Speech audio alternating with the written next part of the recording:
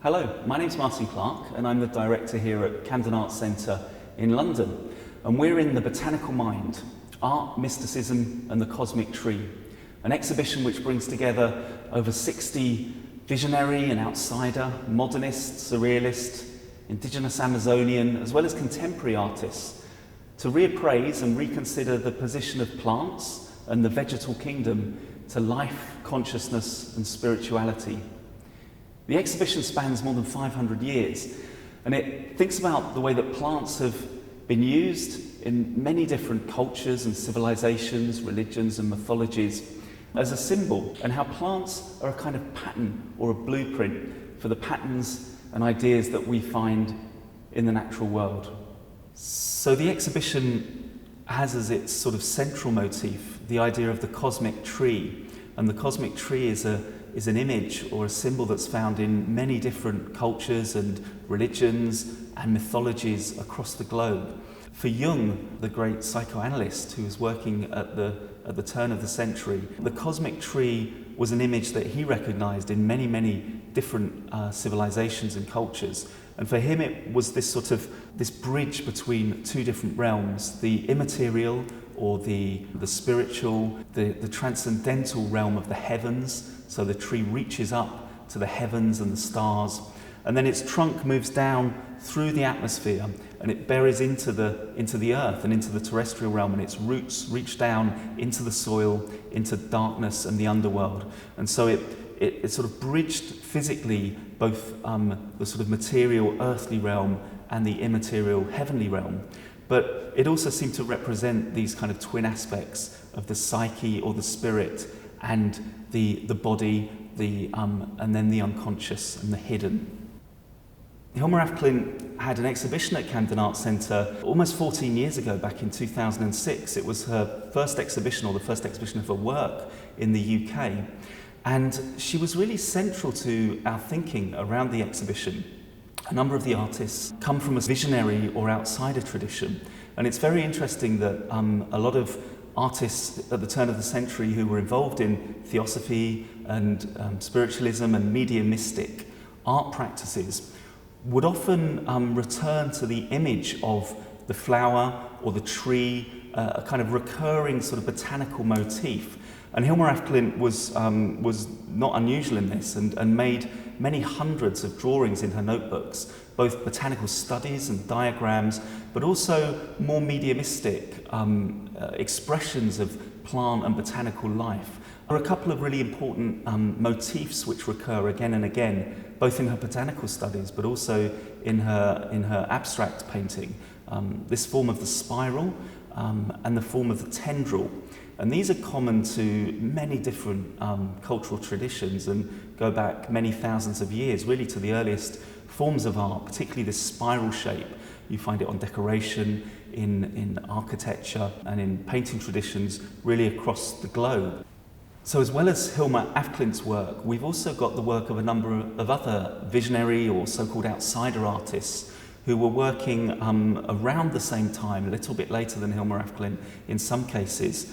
Works by Anna Zemenkova, a Czech artist, who made these extraordinary paintings which again extrapolated botanical and plant forms and produced these sort of very rhythmic, even musical, but very design-like images of plants which she would often embellish with thread and with stitching. Some of them feel almost like apparitions, or they have these kind of figure-like anthropomorphic forms that come through these plant studies.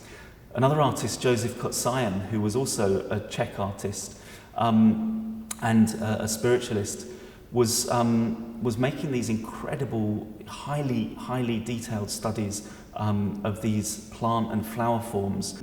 They sort of hover between a sort of naturalistic, botanical illustration and something that speaks much more to a kind of inner vision. These mandala-like, highly detailed, quite unnatural forms which come through.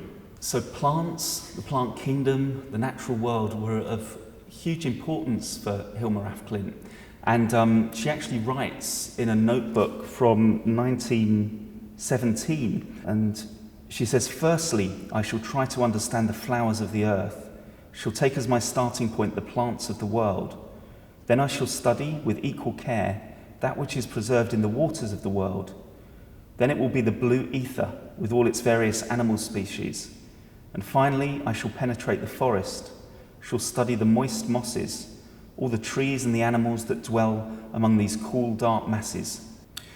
So it's clear that for Hilma, the natural world was not just a source of inspiration, but a source of mystery and revelation, and something which she was engaged with in a very direct way, both in terms of the forms and the kind of history of those forms across centuries of art, but also in terms of plants as another kind of life form, another kind of being in the world. And I think this was really important for her.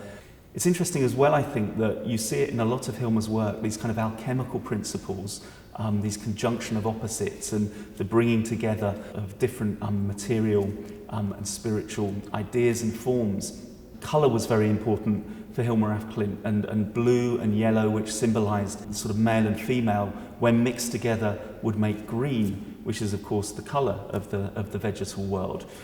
There's also evidence that she was very interested in the sort of hermaphroditism of plants. There was a lot of studies around this time into the sexual reproduction of plants, and plants would exhibit, many plants exhibit both male and female parts. Mosses, for example, have an extraordinary reproductive system which is much more like animals. They actually produce sperm and eggs. And so this idea of plants again complicating or confusing different sorts of hierarchies, producing these kind of mixtures and having this status as a sort of hermaphrodite was all, I think, really important for Hilma af Klint and her work.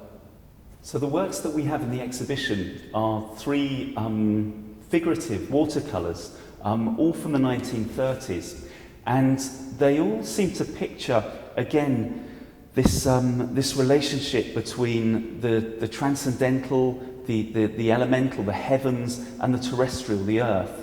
And each of the three works picture these figures in various sort of forms of creation or what appears to be birth. They have these sort of seed-like, pod-like forms.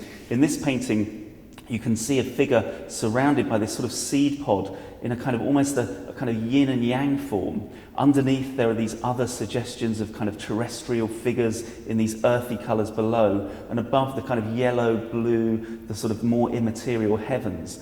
And then there's this kind of almost demonic figure with this face like a moon that seems to be scattering stars or seeds into the earth or into the cosmos. In this painting, we see a sort of another kind of cosmic birth. There's a figure with this sort of baby held in this sort of ether, and from it this kind of light radiating into the darkness. And again, in this painting, you see the rays of the sun penetrating down through the atmosphere into the earth, and various figures which seem to be either lying, being born, buried, sort of re-emerging or re-energized, emerging out of this space and out of these colours. But in all of these paintings, there's this very sort of alchemical sense of light, earth, air, fire, water, and all of the kind of elemental properties. And although they're figurative, and although they picture these beings and these human figures, they seem to be connected to the earth in a way that is incredibly plant-like, incredibly vegetal. They seem to be growing or sprouting from these seed forms or from the very earth itself.